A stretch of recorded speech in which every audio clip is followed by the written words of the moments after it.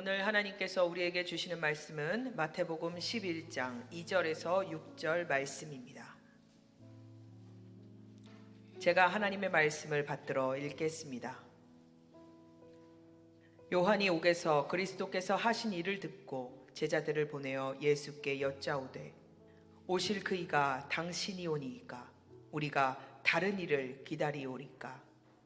예수께서 대답하여 이르시되 너희가 가서 듣고 보는 것을 요한에게 알리되 맹인이 보며 못 걷는 사람이 걸으며 나병 환자가 깨끗함을 받으며 못 듣는 자가 들으며 죽은 자가 살아나며 가난한 자에게 복음이 전파된다 하라.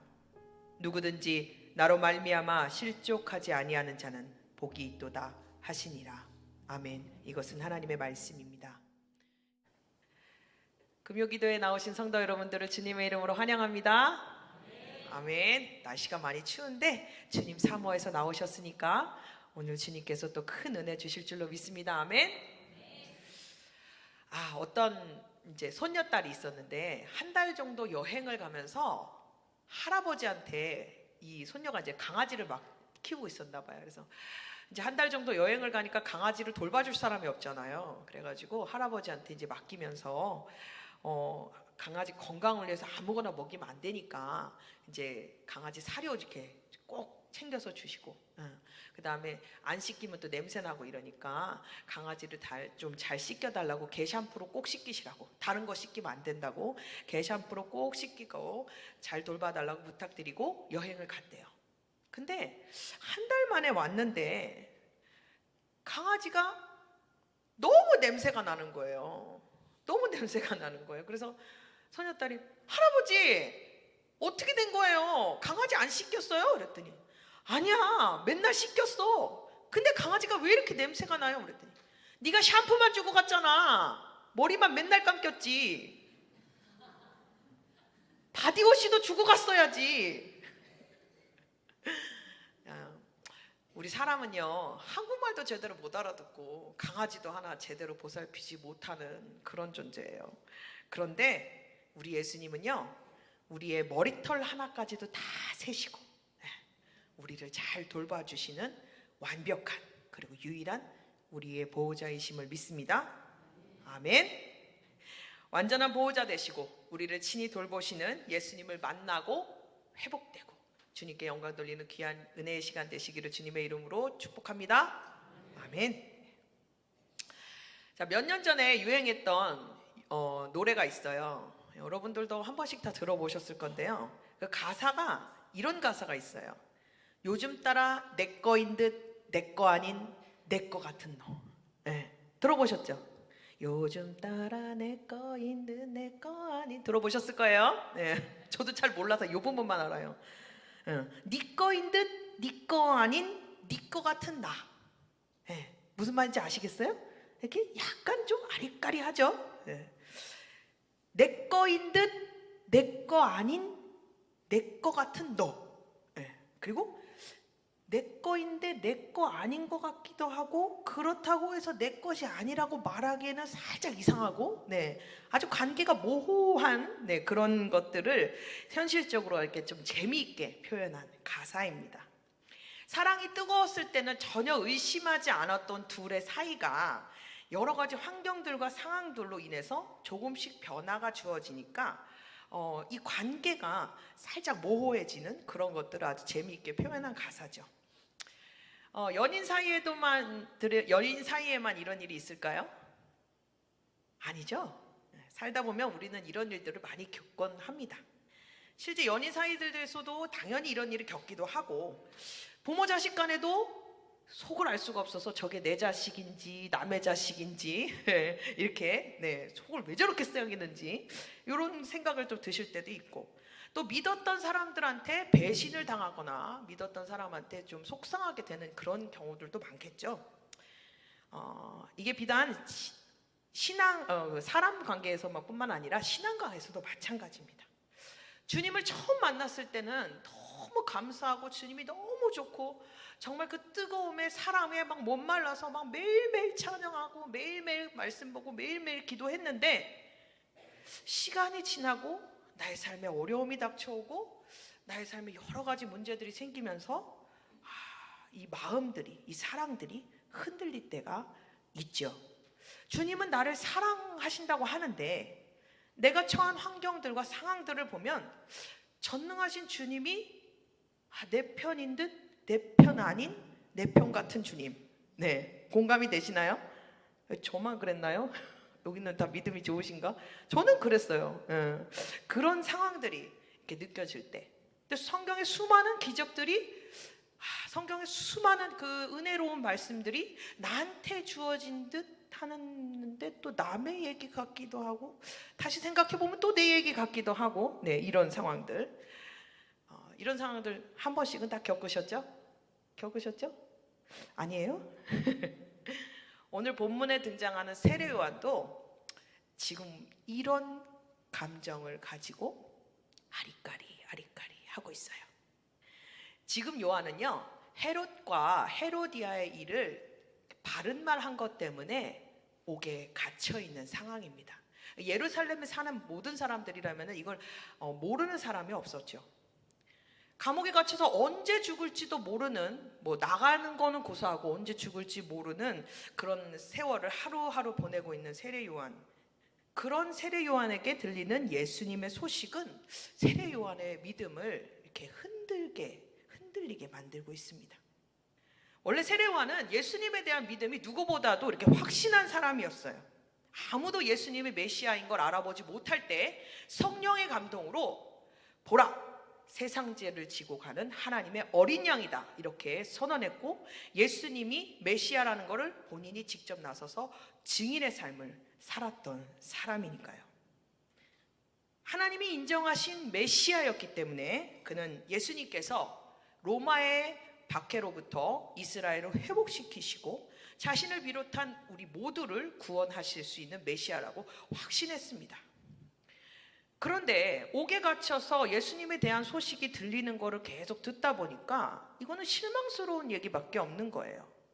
이스라엘의 회복을 위한 그 어떤 행보도 예수님이 보여주시지 않고요, 예수님은 밤낮 죄인들, 그리고 가난한 사람들, 몸이 불편한 사람들, 이런 사람들과 함께 하시면서 거지처럼 그렇게 살고 계시다는 거예요. 심지어 자기가 옥에 갇혔는데 예수님은 면회 한번 안 와주세요. 자기가 누구예요? 자기가 예수님이 메시아다 이렇게 딱 증명해 준 사람이잖아요, 그렇죠? 근데 죽을 날이 다가오는데 자기 힘으로는 이 옥에서 나갈 수가 없는데 예수님이 자기를 빼내주러 오지 않는 거예요. 내가 예수님을 세례를 준 사람인데, 성령의 감동으로 내가 그리스도를 이렇게 벅차게 전했는데 메시아인 그분은 왜 나를 건져주지 않지? 메시아인 그분은 왜 이스라엘의 독립과 해방을 위해서 아무것도 해주지 않지? 무슨 그리스도가 이렇게 능력이 없어? 세례 요한은 더 이상 그렇게 두고 볼 수만은 없었습니다. 그래서 제자들을 보내서 재차 확인하죠. 오실 그이, 그러니까 하나님이 보내신 메시아가 당신이 맞습니까? 아니면 우리가 다른 메시아를 기다려야 합니까? 하나님께서 인간을 처음 창조하셨을 때 인간은 영원히 살 수 있는 존재였습니다. 에덴 동산은 어떠한 질병과 죽음도 없는 곳이었어요.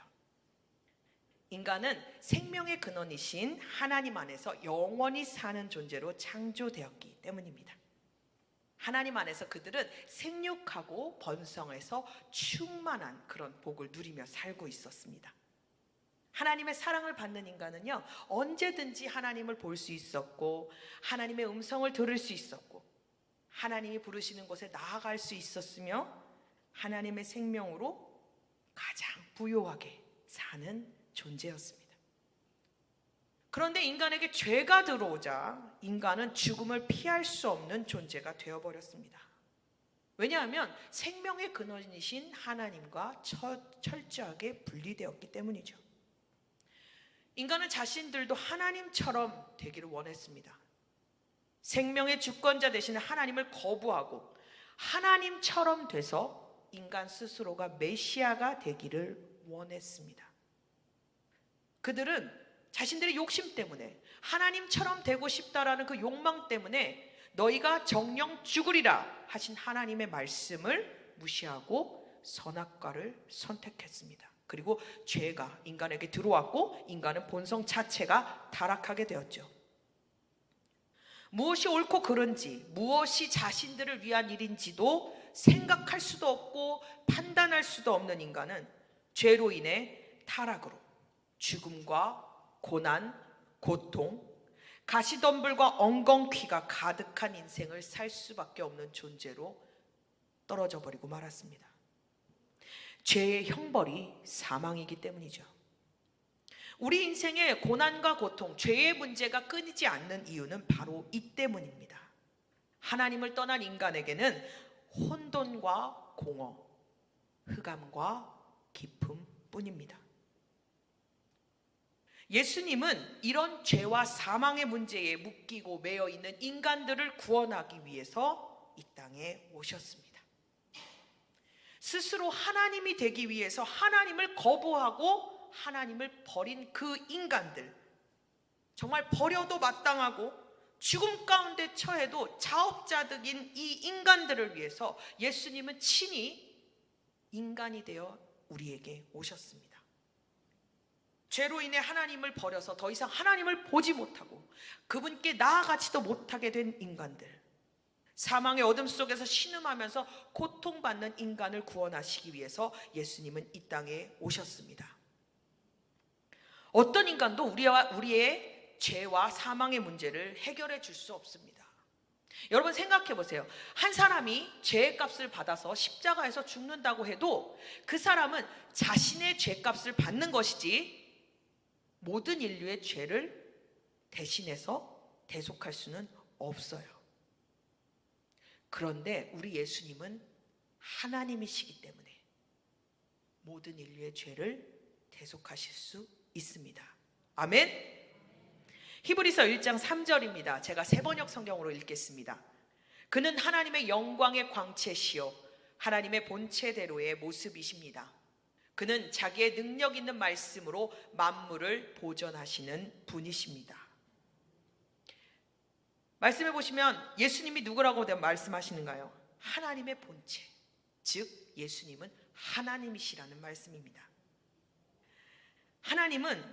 예수님은 하나님이시며 만물을 보존하시는 분, 만물의 근원이 되시는 분, 바로 이분이 예수 그리스도입니다. 인간 중 누구라고 할지라도, 아무리 뛰어난 의인이라고 하더라도, 모세라고 해도, 엘리야라고 해도, 욥이라고 해도 모두 인간의 죄의 문제는 아무도 해결할 수가 없어요. 그러나 우리 예수님은 하나님이시기 때문에 자신의 생명으로 모든 죄를 대속하시고 죄의 형벌인 사망을 우리에게 떠나가게 하십니다. 하나님이신 예수님만이 우리를 다시 하나님 아버지께로 인도하실 수 있고 모든 죄와 사망의 형벌에서 벗어나게 해주시는 유일한 구원자이십니다. 길이요 진리요 생명이신 예수님은 친히 자신의 생명을 우리에게 주셔서 죽음과 죄, 고난 가운데서 신음하고 있는 우리에게를 살리십니다. 우리를 향하신 예수님의 사랑은요 정말 놀라운 거예요. 그 어디서도 볼 수 없고 그 어디서도 들어볼 수 없는 사랑입니다. 생각해 보세요. 반려견들 키우시는 분들 좀 있으실 거예요. 요새는 반려견 또 반려묘가 가족이더라고요. 그런데 내가 아무리 강아지를 사랑한다고 한들 내가 강아지가 되고 싶다라고 생각하는 분은 아무도 없을 거예요. 예수님이 누구세요? 창조주이시잖아요. 창조주가 피조물이 되셨다고요. 창조주가 피조물이 돼서 이 땅에 오셔서 피조물과 함께 사셨고 그 피조물의 손에 이끌려서 십자가에서 죽으셨다고요. 이런 사랑은 어디에도 없어요. 로마의 황궁에서 태어나서 황태자로 태어나서 보란듯이 떳떳하게 사신 것도 아니고요. 정말 찢어지게 가난한 목수의 아들로 태어나서 정말 릴 곳도 없이 정말 초라한 마구간에 오셔서 힘없는 그것도 아기의 모습으로 오셔서 우리를 구원하시기 위해 자기의 생명을 바치신 예수님. 예수님께서 우리에게 오신 것은요, 우리한테는 복음이에요. 우리한테는 놀라운 은혜인데 예수님 그분으로 따지자면 말할 수 없는 굴욕이자 치욕이실 거예요. 그런데 주님은 이 모든 것들을 감당하십니다. 왜? 여러분과 저를 사랑하시니까요. 고린도후서 5장 21절입니다. 하나님이 죄를 알지도 못하는 이를 우리를 대신하여 죄로 삼으신 것은 우리로 하여금 그 안에서 하나님의 의가 되게 하려 하심이라. 아멘. 예수님이요, 죄가 되셨어요. 예수님이 우리의 죄가 되셨습니다. 죄 없으신 그분이 죄가 돼서 손가락질 받고 조롱받고 핍박받고 채찍질 맞으시면서 십자가에서 처참하게 죽으셨습니다. 한 가지예요. 여러분과 저를 사랑하시기 때문에요. 예수님은 죽으러 이 땅에 오셨어요. 영광을 받으려고 이 땅에 오신 게 아니고요, 죽으러 오셨어요. 자신의 생명을 우리에게 주시고자 이 땅 가운데 오셨고, 우리를 구원하시기 위해서 우리에게 영원한 생명을 다시 되찾아 주시고자 하는 마음으로 스스로를 십자가에서 버리셨습니다. 로마서 5장 8절입니다. 우리가 아직 죄인 되었을 때에, 우리가 아직 죄인 되었을 때에 그리스도께서 우리를 위하여 죽으심으로 하나님께서 우리에 대한 자기의 사랑을 확증하셨느니라. 아멘. 예수님은 이 땅에 오셔서 어느 누구도 상대해주지 않는 가난하고 비천하고 정말 밑바닥인 인생들을 만나주십니다. 그분은 예루살렘 성전 왕궁에서 사실 수 있는 충분한 능력이 되시는 분이셨어요. 그런데 예수님은 그곳에 가지 않으셨어요. 자신을 찾을 수도 없고 자신을 부를 수도 없고 자신을 만날 수도 없는 죄인들을 향해서 먼저 찾아가셨습니다. 죄 때문에 누리가 어두워져서 예수님을 볼 수도 없고 그분의 말씀에 순종할 수도 없고 그분을 사랑하지 않는 자들을 예수님은 먼저 찾아가십니다. 인간은 당장 눈앞에 닥친 자신의 문제와 고난만을 보면서 내가 이것만 벗어나면, 내가 이것만 해결되면 구원을 얻을 수 있을 거라고 확신합니다. 그래서 자신만의 메시아를 원하죠. 인간이란 존재는요, 타락했기 때문에 예수님이 자신이 원하는 메시아가 아니면요, 언제든지 버리고 자신을 위한 메시아, 즉 다른 메시아로 바꿀 준비가 되어 있는 존재입니다. 인간은 이렇게 타락했어요. 죄로 타락한 인간은 자신에게 필요한 진짜 구원이 무엇인지를 알 수도 없습니다. 어떤 것이 구원이고 어떤 것이 옳은 것이며 어떤 것이 진짜 생명인지를 모르는 그런 존재예요. 그런 존재를 위해서 예수님이 우리에게 오셨죠. 인간들은 자신들을 이 땅에서 해방시켜주고 고난 없이 잘 살게 해줄 메시아만 구하는데, 예수님은 그런 인간의 무지와 죄악을 탓하지 아니하시고 친히 우리에게 찾아오십니다. 여러분, 세상의 많은 종교는요, 인간의 노력과 희생과 헌신을 요구합니다. 아시죠? 고난과 수행과 수많은 도닦음, 이런 것들을 통해서 구원을 얻을 거라고 생각하잖아요. 덕을 쌓고 선한 일을 많이 해야만 구원을 받을 수 있다라고 말을 해요. 착한 일을 많이 해야 다음 생에 좋은 사람으로 태어난다라고 말해요. 그런데 우리 예수님은 달라요. 구원받을 만한 그 어떤 것도 하지 않은 우리 인간을 위해서 친히 찾아오시는 분입니다. 사람은요, 누구나 잘나고 똑똑한 사람하고 함께 하고 싶어요. 여러분도 그러시지 않으세요? 그리고 나를 기꺼이 그렇게 만들어줄 그런 사람들하고만 지내고 싶어 해요. 내가 돋보이게 만들어줄 사람, 나를 잘나게, 나를 잘 나가게 만들어줄 수 있는 사람, 그런 사람들하고 가까이 하고 싶어요. 그런데 하나님 아버지는요, 하나님을 거부한 그 인간들을 다시 찾고 품고 안으시기를 원하십니다.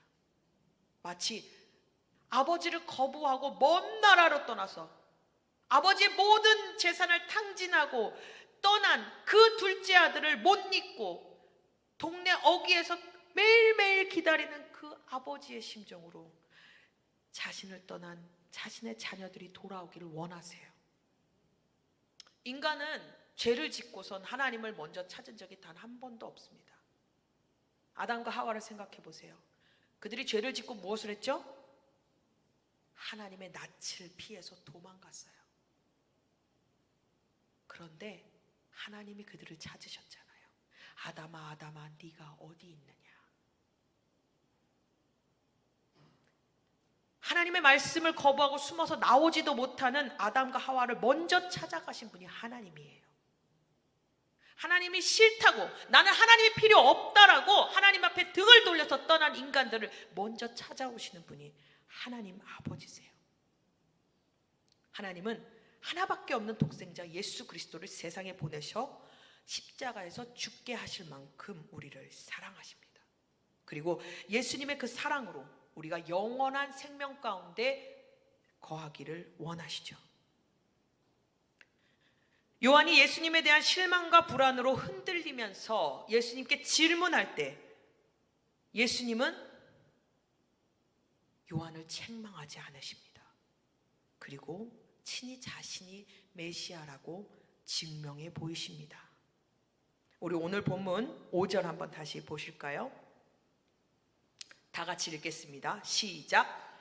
맹인이 보며 못 걷는 사람이 걸으며 나병 환자가 깨끗함을 받으며 못 듣는 자가 들으며 죽은 자가 살아나며 가난한 자에게 복음이 전파된다 하라. 아멘. 이것은요, 예수님이 이 모든 것들을 질병을 고치시고 죽음과 모든 것에서 해방시키시다는 얘기는 죄의 형벌과 징계가 완전히 사라졌음을 보여주는 말입니다. 예수님은 성경에서 병을 언급하실 때 죄를 함께 자주 언급하셨어요. 중풍병자를 고치실 때도요, 내가 죄사함을 받았다 이렇게 얘기하셨고, 38년 된 베데스다 연못가의 그 병자에게도 가서 다시는 죄를 짓지 말라 이렇게 얘기하셨어요. 이것은요, 어떤 개인이 죄를 지었기 때문에 아프다 이런 이야기로 받아들이시면 곤란해요. 그냥 우리에게 질병과 고난과 고통 자체가 인간의 타락으로 인해서 우리에게 들어왔다라는 것을 말씀을 하고 있는 거예요. 예수님은 눈에 보이는 질병들을 통해서 죄로 인해 사망의 올무에 묶여있는 병든 인간의 영혼의 상태를 말씀하시고자 하신 거예요. 눈에 보이지 않는 질병, 우리 몸의 장애, 여러 가지 영혼의 어려움들, 죽음, 이런 것들을 통해서 예수님은 모든 질병을 고치시는 전능자인 동시에 그 모든 죄를 다스리시고 해결하시고 없이 해주시는 살아계신 하나님이 본인이심을 나타내고 계십니다. 유일한 구원자가 바로 예수 그리스도세요. 유일한 구원자예요. 맹인이 본다라는 건요, 죄로 가려진 우리가 다시 하나님을 볼 수 있게 된다라는 얘기예요. 못 걷는 자가 걷는다는 것은요, 다시 예수 그리스도의 은혜로 말미암아 우리가 하나님 아버지께로 나아갈 수 있게 된다라는 것을 의미하는 거예요. 못 듣는 자가 듣게 된다라는 건요, 하나님의 말씀을 듣지 못하는 자들이 말씀이신 예수 그리스도의 은혜 가운데 다시 하나님의 음성을 듣게 된다라는 얘기예요.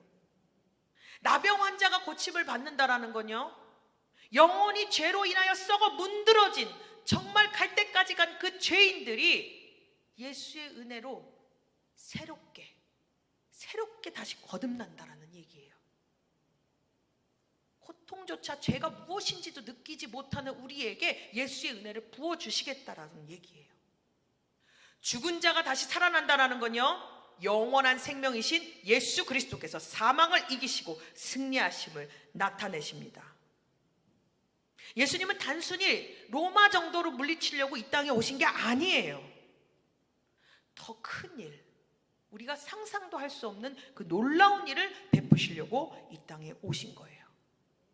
죽음을 피할 수 없는 존재인 인간을 구원하는 구원자, 예수님이 하시는 일은요, 그 어떤 인간도 할 수 없는 일인 놀라운 일들인데, 세례 요한은 이 예수님을 모르는 거예요.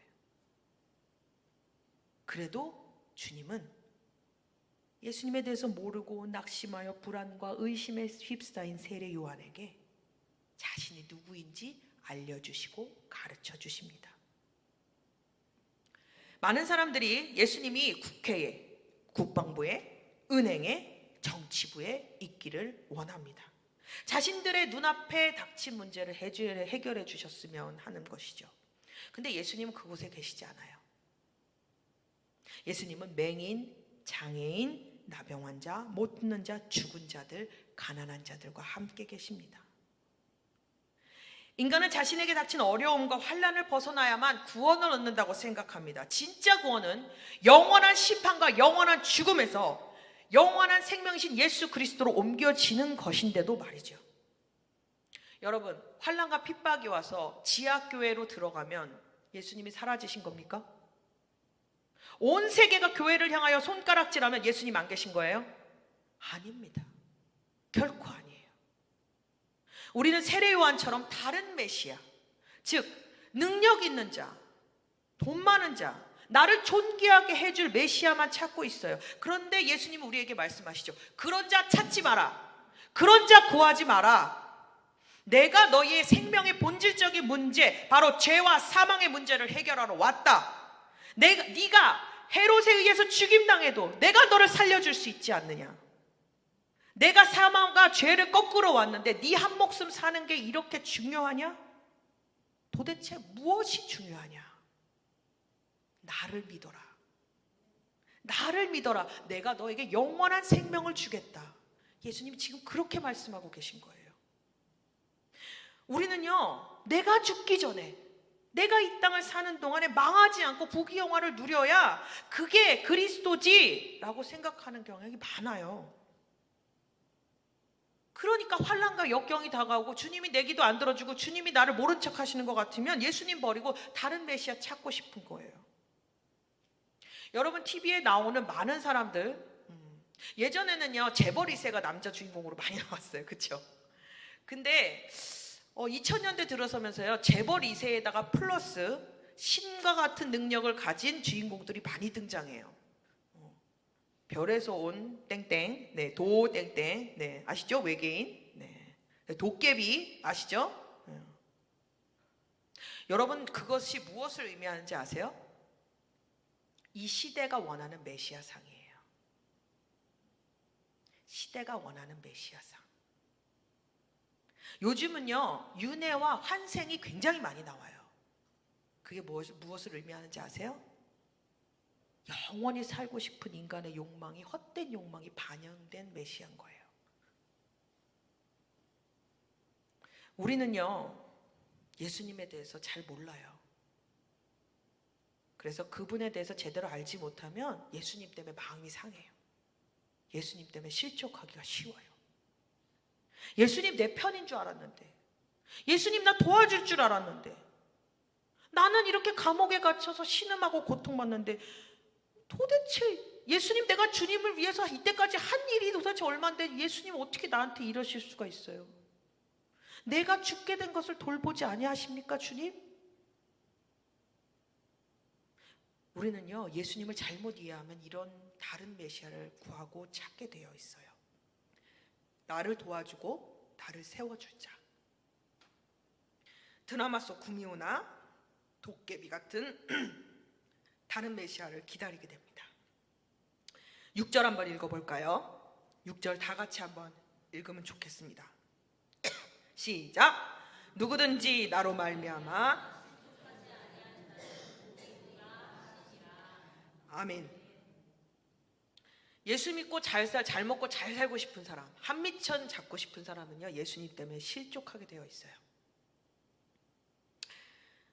우리는 예수님을 떠나서는 자기 자신의 온전한 정체성을 알 길이 없습니다.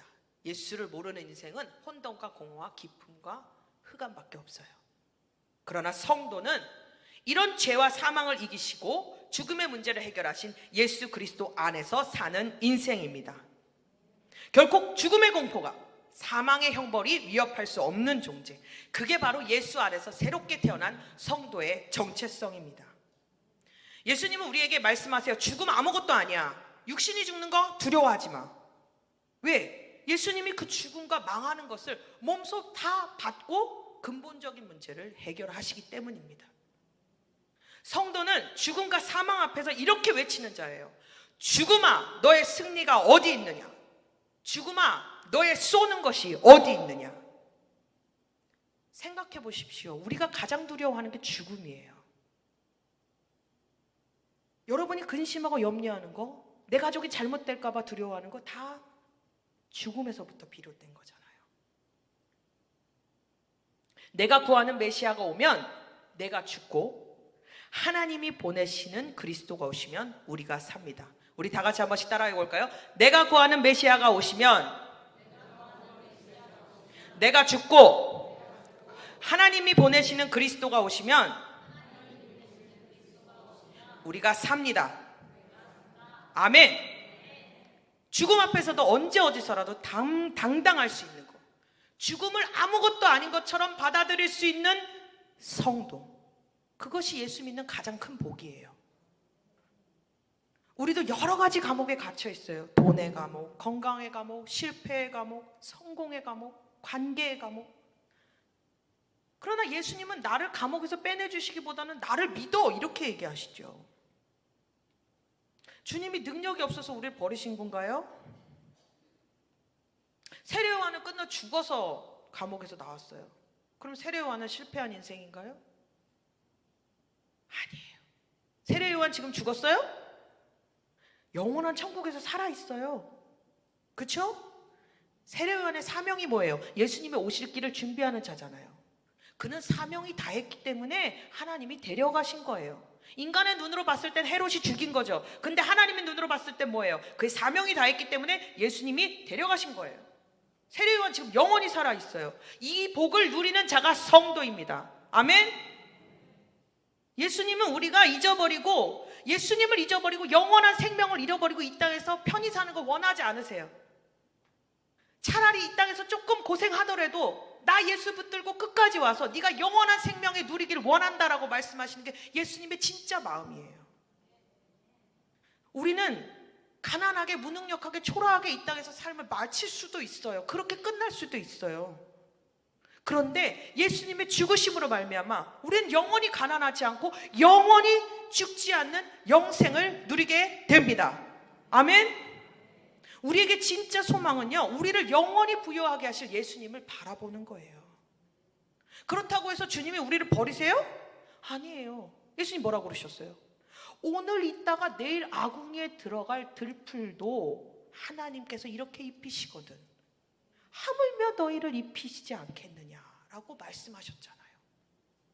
여러분의 삶이 가난하다고, 무능력하다고, 무기력하다고 주저앉지 마십시오. 패배자로 살아도 예수님이 하루하루 먹여주시고 돌보시고 완전한 보호자 되어주십니다. 아멘. 주님은 바울을 통해 우리가 진정으로 바라봐야 될 것을 이렇게 말씀하십니다. 고린도전서 15장 19절에서 21절입니다. 만일 그리스도 안에서 우리가 바라는 것이 이 세상의 삶뿐이면 모든 사람 가운데 우리가 더욱 불쌍한 자이리라. 그러나 이제 그리스도께서 죽은 자 가운데서 다시 살아나사 잠자는 자들의 첫 열매가 되셨도다. 사망이 한 사람으로 말미암았으니 죽은 자의 부활도 한 사람으로 말미암는도다.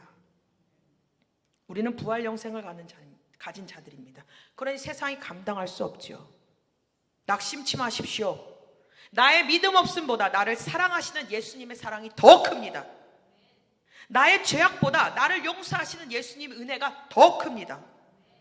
나를 죽기까지 사랑하신 예수님의 그리스도의 사랑이 이 모든 것들을 우리에게 넉넉하게 이기게 하실 겁니다. 우리는 삶 속에서 이런 예수님의 은혜를 잊지 않도록 매일 찬양하고 기도해야 돼요. 찬양이 끊이지 않는 삶을 살아야 해요. 그분의 은혜를 찬양을 통해서 곱씹어야 돼요. 찬양을 통해서 매일의 삶을, 여러분의 삶을 예배로 드리면요, 물이 바다 덮음 같이 그리스도의 은혜가 여러분의 영혼을 덮으실 것입니다. 주님께서 우리에게 새로운 정체성을 주셨습니다. 고린도후서 6장 10절입니다. 근심하는 자 같으나 항상 기뻐하고 가난한 자 같으나 많은 사람을 부요하게 하고 아무것도 없는 자 같으나 모든 것을 가진 자로다. 우리 앞에 나는 이란 말을 붙여서 다 같이 한번 읽어보겠습니다. 시작. 나는 근심하는 자 같으나 항상 기뻐하고 가난한 자 같으나 많은 사람을 부요하게 하고 아무것도 없는 자 같으나 모든 것을 가진 자로다. 아멘. 이 말씀 붙들고 예수님 바라보십시오. 부요와 은혜, 기쁨과 희락 속에서 우리를 영원히 살게 하신 예수님을 바라보십시오. 예수님이 우리의 유일한 구원자 되십니다. 오늘 이 예수님 만나시고 이 예수님의 은혜 가운데 충만한 은혜 누리시기를 주님의 이름으로 축복합니다. 기도하시겠습니다. 살아계신 하나님, 오늘 이 자리에 성령 하나님을 보여주셔서 우리가 예수 그리스도를 바라고 예수 그리스도를 높여드릴 수 있도록 하나님 은혜 주셔서 감사합니다. 하나님, 우리는 여전히 다른 메시아를 구하며 살아갑니다. 우리는 예수님을 알지 못하여 때때로 실족하고 넘어지며 주님 앞에 다른 메시아를 구하겠다고 하나님 으름장을 놓고 살아가기도 합니다. 주님, 우리의 믿음 없음을 용서하여 주시고 예수만이 진정한 우리의 구원자이시고 예수만이 우리의 진정한 메시아이심을 하나님 우리에게 알려주시옵소서. 우리 주 거룩하신 예수 그리스도 이름으로 기도합니다. 아멘.